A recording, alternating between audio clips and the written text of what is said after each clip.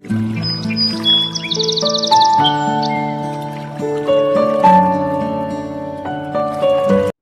नमस्कार। आज मैं जिस रोग के बारे में जानकारी दे रहा हूँ वह रोग है प्रोस्टेट। दोस्तों, प्रोस्टेट एक ग्रंथि होती है जिसको आयुर्वेद में अपन पौरुष ग्रंथि के नाम से भी जानते हैं। अपनी भाषा में इसे गदूद के नाम से भी जाना जाता है।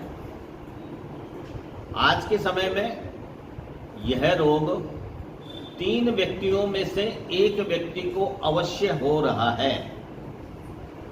ऐसा रोग हो गया जिसमें कि 3 व्यक्तियों में से एक न एक व्यक्ति प्रोस्टेट रोग से ग्रस्त है।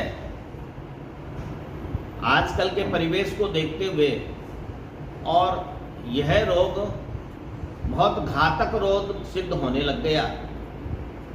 यह रोग केवल पुरुषों में ही होने वाला रोग है। यह एक ग्रंथि होती है। इस ग्रंथि का आकार अखरोट के समान होता है।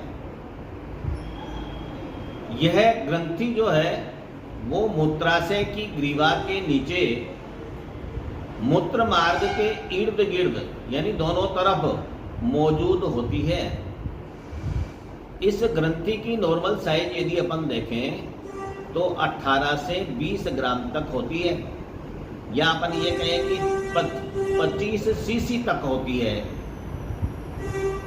यह रोग 50 वर्ष की उम्र से ऊपर के व्यक्तियों को ही होता है, परंतु आजकल तो देखने को मिलता है कि 30 वर्ष से ऊपर के जितने व्यक्ति हैं उनमें से भी कईयों को प्रोस्टेट बढ़ने की रोग जो है वो होने लग गया।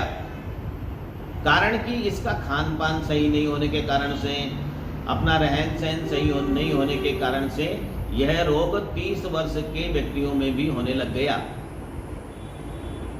जब इसकी साइज जो है वो 18 से 20 के ऊपर होने लग जाती है, यानी कि 30 ग्राम होने लग जाती है, 40 ग्राम होने लग जाती है, 50 ग्राम होने लग जाती है, या फिर इससे भी ज़्यादा इसका आकार होने लग जाता है।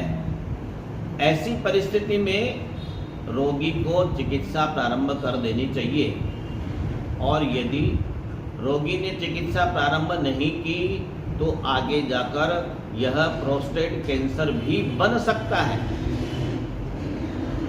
अतः सबसे यही निवेदन है कि यदि उसके शरीर में प्रोस्टेट की मात्रा ज़्यादा होने लग जाती है तो उसे किसी न किसी प्रकार का उपचार लेते रहना चाहिए, जिससे कि वह नॉर्मल रह सके।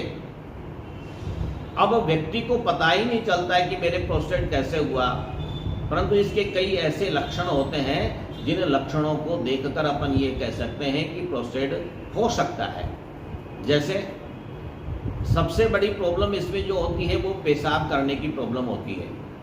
इसमें पेशाब करने के लिए रोगी रात में कम से कम 3 से लेकर 6 बार तक उठना पड़ता है रोगी को, और जब रोगी पेशाब करने के लिए जाता है तो पेशाब पूरी मात्रा में बाहर नहीं आता है।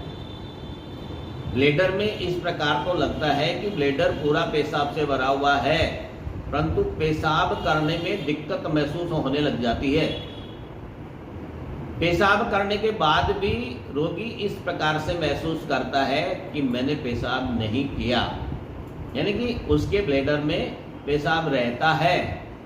जोर लगाने पर भी रोगी पेशाब मुश्किल से कर पाता है। यदि आगे बढ़ जाता है तो यह पेट का जो निचला हिस्सा है उस हिस्से में तेज दर्द भी होने लग जाता है। ऐसे लक्षण यदि किसी भी व्यक्ति में मिले तो उसे प्रोस्टेट होने की संभावना अत्यधिक होती है।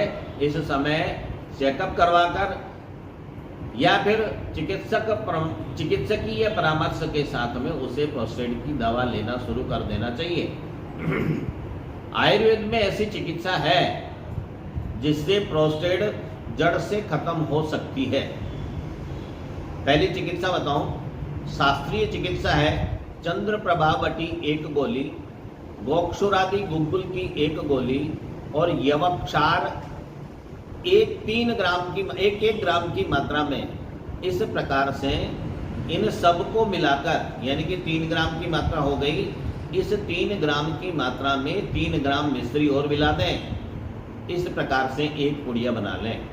इस प्रकार की मात्रा प्रातः सायं नियमित रूप से यदि कोई रोगी लेता है तो कुछ ही दिनों में प्रोस्टेट जड़ से खत्म हो सकती है। दूसरी चिकित्सा बहुत अच्छी चिकित्सा है।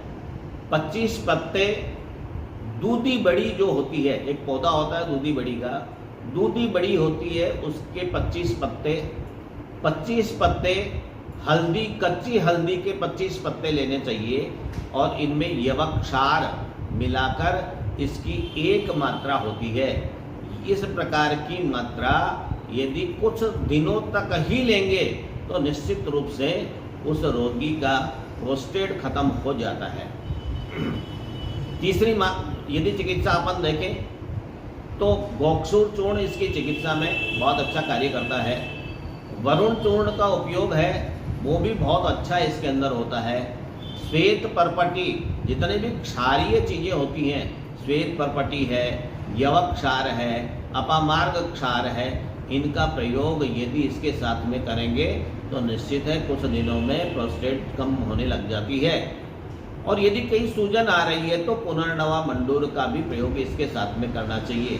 तो गोक्षुर चूर्ण, वरुण चूर्ण, पुनर्नवा मंडूर, श्वेत परपटी, यवक्षार, इनका एक मिश्रण बना लें। इनमें बराबर मात्रा में यदि मिश्रण मिलाकर और उसका नित्य प्रति प्रातः सायं सेवन करेंगे तो निश्चित रूप से उसमें प्रोस्टेट ग्रंथि छोटी होने लग जाती है।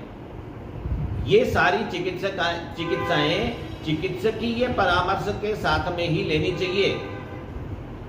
इस प्रकार की यदि चिकित्सा अपन नियमित रूप से करेंगे तो निश्चित है प्रोस्टेट छोटी होने लग जाती है।